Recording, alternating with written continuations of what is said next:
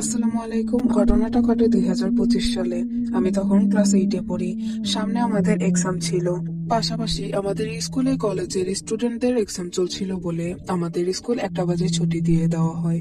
সবসময় আমি আমার ফ্রেন্ডদের সাথে বাসায় আসলেও ওই দিন ওদের সাথে ঝগড়ার কারণে আমি একাই বাসায় আসছিলাম। রাস্তায় পার হওয়ার সময় আমি একা, কেউ নেই আমার সাথে। হাঁটতে হাঁটতে আমি একটা কবরস্থানের সামনে আসি। ঠিক তখনই আমার মাথা ঘুরে যায়। পুরো এমন অবস্থা, তখন আমি ওই জায়গা থেকে তাড়াতাড়ি চলে আসি। তখন জানতাম না আমার জন্য কি অপেক্ষা করছে। বাসায় গিয়ে আমি ফ্রেশ হয়ে পড়তে বসি। হঠাৎ করে আমার জন্য কি হয়ে যায়। তখন ঘরে আমি একা ছিলাম। আমার শরীর ঠান্ডা হয়ে গিয়েছিল, সেন্সলেস হয়ে যাব এমন অবস্থায়। আমার আম্মু আমার রুমে আসে।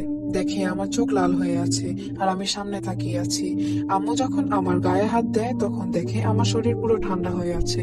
আম্মু আমাকে ধরতেই আমি সেন্সলেস হয়ে যাই। যখন আমার জ্ঞান ফিরে দেখে আমি হসপিটালের বেডে শুয়ে আছি আর পাশে আম্মু বসে কান্না করছে। আম্মুর থেকে জানতে পারি আমি 9 ঘন্টা সেন্সলেস হয়েছিলাম।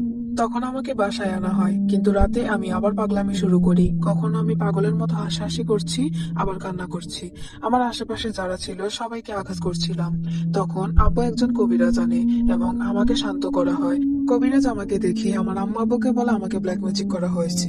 আব্বু আম্মু যখন জানতে চায় কে করেছে উনি বলতে পারে না, শুধু বলে ভালো কোনো হুজুর দেখাতে। আমার আব্বু ভালো হুজুরের খোঁজে বের হয়ে পড়ে। অনেক কবিরাজ দেখায় কিন্তু কেউ কিছু করতে পারে না। পরে আমার আব্বুর এক ফ্রেন্ডের কাছে জানা পরিচিত এক হুজুরের কাছে নিয়ে যায়। ওনাকে সব বলার পর উনি বলে অনেক দেরি হয়ে গেছে, এতদিন কই ছিলেন আপনারা। তারপর উনি আমাদের বাসায় আসে।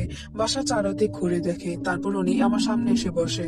ওনাকে দেখে আমার অনেক রাগ হচ্ছিল, আমি কান্না করছিলাম।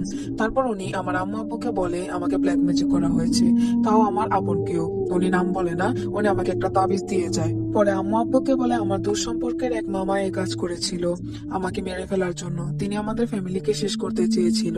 তারপর হুজুর আমাদের ঘর বন্ধ করে দিয়ে যায় এবং সবাইকে তাবিজ দিয়ে যায়, কিন্তু আমি আজও ঠিক হতে পারিনি।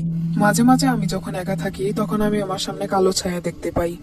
এই ছিল আমার জীবন কাহিনী। আপনারা দোয়া করবেন আমি যেন খুব দ্রুত সুস্থ হয়ে উঠতে পারি।